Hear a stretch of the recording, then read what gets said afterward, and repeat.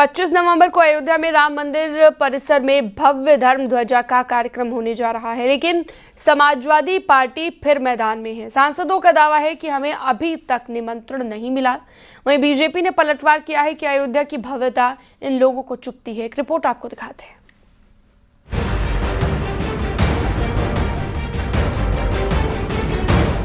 22 जनवरी 2024 को जब रामलला की प्राण प्रतिष्ठा हुई थी, तब विपक्ष के कई बड़े नेताओं ने निमंत्रण न मिलने का रोना रोया था। अब एक बार फिर वही सियासी नौटंकी शुरू हो गई है। इस बार बहाना है 25 नवंबर को होने वाला धर्म ध्वजा स्थापना समारोह है। तुलसीदास जी ने लिखा भी है, दैविक दैविक भौतिक तापा, राम राज काहू न व्यापा। तो ये मान्यता थी, लेकिन भारतीय जनता पार्टी की सरकार में जो प्रभु श्री राम के राज की मान्यताएं थी, उस मान्यताओं को बिगाड़ा गया। वहीं इटावा से सपा सांसद जितेंद्र धौरे ने तंज कसा है कि धार्मिक आयोजन में धार्मिक लोगों की भागीदारी होनी चाहिए। अगर राजनीतिक लोग शामिल होंगे तो सवाल तो खड़ा होगा। तो अब वहाँ पे प्रधानमंत्री वहाँ पे झंडा रोहण करने जाए, इसका क्या मतलब? कोई वो राजनीतिक स्थान थोड़ा ही है। ये तो राजनीति की जगह पे प्रधानमंत्री को जाना चाहिए या मुख्यमंत्री को जाना चाहिए, और उन्होंने तो उसका उद्घाटन भी किया था। और जबकि वो पूरा मंदिर बना भी नहीं था, तभी इन्होंने उद्घाटन कर दिया था। उधर बीजेपी ने समाजवादी पार्टी पर जोरदार पलटवार किया और कहा कि चाचा ने तो राम मंदिर को फालतू चीज तक कह दिया था। भतीजा प्राण प्रतिष्ठा में गए ही नहीं, अब न्योते की बात कर रहे हैं। सच तो ये है कि अयोध्या की भव्यता इन लोगों को चुभती है। देखिए, प्रभु श्री राम को हवा में उड़ाने वाले और राम मंदिर का विरोध करने वाले कालनेमियों की अयोध्या की भव्यता चुभती है। कुछ लोग कहते थे ना कि अयोध्या में परिंदे भी पर नहीं मार सकते हैं। आज जब देखते हैं ना कि वहां पैर रखने की जगह नहीं है, तो अनर्गल प्रलाप करते हैं। चाचा कहते हैं फालतू चीज है, बहुआ जाने का नाम ही नहीं लेता है। राम मंदिर अब बन चुका है, रामलला विराजमान है, लेकिन सियासत अभी भी थमने का नाम नहीं ले रही। समाजवादी पार्टी ने इसे फिर से सियासी रंग देने की कोशिश शुरू कर दी है। Bureau report, news 18।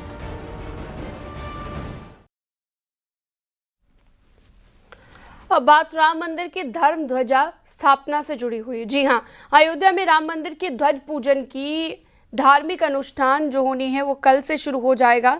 आपको बता दें कि सरयू के तट से राम मंदिर परिसर तक कलश यात्रा निकाली गई है। लगभग 500 लोग कलश यात्रा में शामिल हुए हैं। मातृशक्ति की अगुवाई में सरयू पूजन कर कलश यात्रा निकाली गई है। राम मंदिर ट्रस्ट के सदस्य डॉक्टर अनिल मिश्रा ने बतौर मुख्य यजमान कलश उठाया है। सरयू तट पर पूजन के बाद कलश यात्रा निकाली गई है।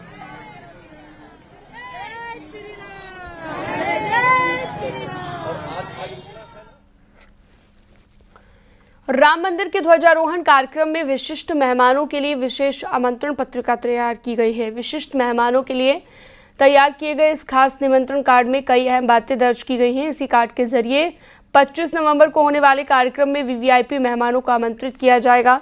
चलिए आपको दिखाते हैं कि राम मंदिर के इस विशेष निमंत्रण का पूरा ब्यौरा क्या है।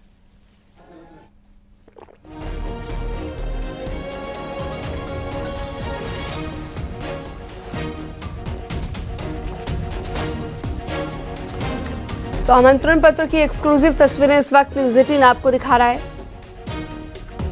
धर्म ध्वजा स्थापना का निमंत्रण पत्र है ये। विशिष्ट मेहमानों के लिए इसे तैयार किया गया है। निवेदक जो हैं इन सभी के नाम लिखे गए हैं और ये एक्सक्लूसिव तस्वीर इस वक्त न्यूज़ 18 आपको दिखा रहा है।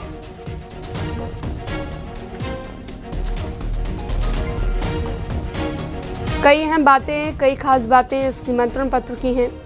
इसी कार्ड के जरिए 25 नवंबर को होने वाले कार्यक्रम में वीवीआईपी मेहमानों को आमंत्रित किया जाएगा और पूरा जो स्केड्यूल है, कार्यक्रम है, वो इसमें मेंशन किया गया है।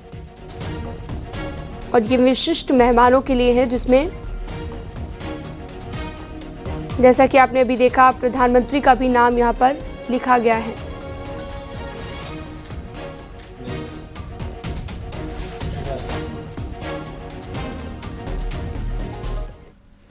25 नवंबर को राम मंदिर पर धर्म ध्वजा की स्थापना होनी है। जो ध्वज है उसकी क्या विशेषता है, क्यों लगाया जाता है, इसकी जानकारी हम आपको दे रहे हैं।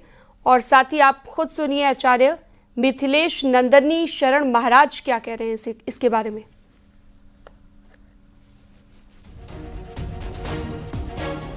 ध्वज संप्रभुता का, सत्ता का, अस्मिता का प्रतीक चिन्ह है और इस कारण भारतीय परंपरा में, हमारे धर्म परंपरा में जितने देवता हैं वे प्रायः अपने ध्वज से ही जाने जाते हैं।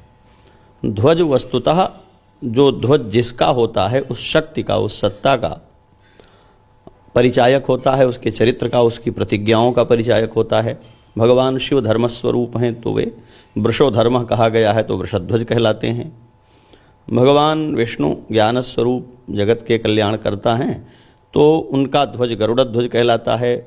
एक और ध्यान देने योग्य बात है, हमारे यहाँ प्रायः वाहनों से ही ध्वज का चिन्ह प्रतीक प्राप्त होता है। पुराणों में जिस देवी देवता का जो वाहन है वही उसका ध्वज है, वो चिन्ह है उसका। गणेश जी को मूषक ध्वज कहा जाता है, कार्तिकेय स्वामी को मयूर ध्वज कहा जाता है। इस दृष्टि से भगवान श्री रामभद्र का और उनके पूर्वजों का जो ध्वज है वो कोविदार ध्वज कहलाता है।